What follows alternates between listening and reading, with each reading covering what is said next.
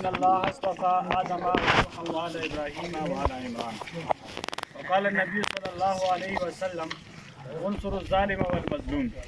أو كما قال عليه الصلاة والسلام. ټولونه اول خو زه د مموضوع کوم چې توره مشران دي کشران دي دا ټولو شکریا د کوم چې دي نصیب وخت کې موږ ټیم راوړو. مانا نام مفتی عزیز احمد دی او پی ټی ای جوائنٹ سیکرټری یم او سینیټر اورنګزیب پی کې 94 کوم کینډیډیټ دی دغه نماینده یم. د مشر کومې خبرې وکړي یاره تاسو د چیکونو مسله لري بالکل موږ سره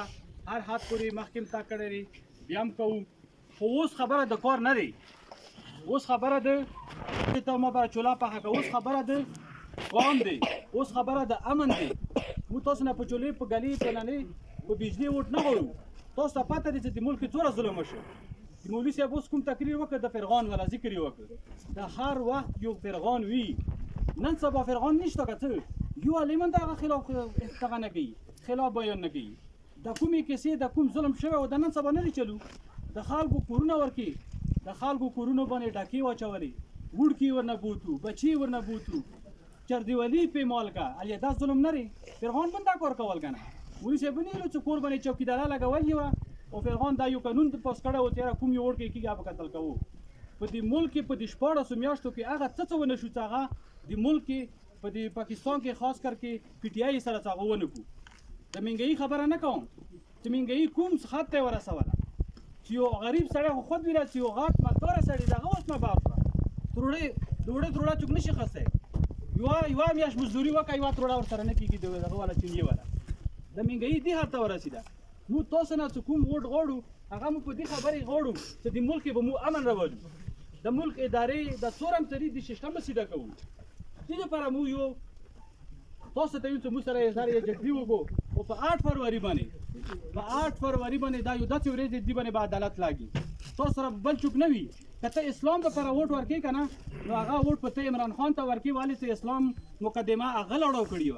په امریکا کې یلی و چې ایاک نعبد و ایاک نستعين په امریکا کې یلی و چې چا د نبی کریم صلی الله علیه وسلم بیزتی وکړه هغه داسې وکړه که د مسلمان سړي زوی وتیرل. کته د اسلام د لپاره ووټ ورکې نو ته به بیا عمران خان ته ووټ ورکې کته مدرسې د لپاره ووټ ورکې نو ته به بیا عمران خان ته ورکې چې کوړې هټک ټول نه غټه مدرسه په خیبر پختونخوا کې چې هغه د لپاره 80 کروڑ فند هغه منظور کړی و.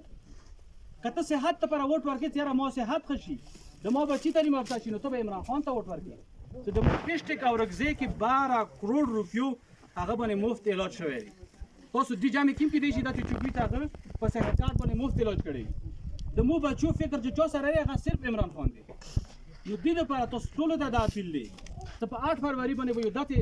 یو دته عدالت لاګي داږي به یو توي او یو به د تاسو ضمیر وي ته بیا که هغه چاته ووټ ورکې چې بیا تا باندې بیا بمبري وشي د تا دا مدرسه بیا ته بشي لکه اوس ته باشو ویلې د تا دا مارکیټونه غار شي د تا سکولونه غار شي نو د تا ووټ په بیا عمران خان نه علاوه بل چاته دي که تا عمران خان ته ووټ ورکړ نو ته څوک لاس کوله ته امن کې تیر کو په دې باندې یو دمه کنه شوی یو بم نه غورځیدل یو ډرون حمله نه شوی نو ته بیا ووټ عمران خان ته ورکړ لکه څنګه هغه نن په غیرت باندې ویلیار دی هغه لکه څنګه نن په غیرت باندې ویلیار دی قوم سره ویلیار دی چې قبول کړي خو هغه تاسو سره ډیل نه کوي. نو دا شون دی بیا وځو په 8 فروری باندې یو انتخابي نشان هغه سترګه دی د سېنیټر سره بره انتخابي نشان دي چې سترګه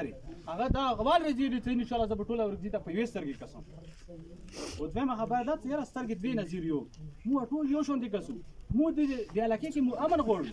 مو علاقې مو دې علاقې کې دا لکه ته اوس کوز وطن ته لاړ شي دغه د خال ایجوکیټډ دي تعلیم یافته دا بچي وخت سنداتي سار دي ولې دیو حق نشته ولې دا پاکستاني نه دي دا ژوند نه لري دې تعلیم خسرول او ازادي ته نشته زیات لپاره جدوجہد وکړ دي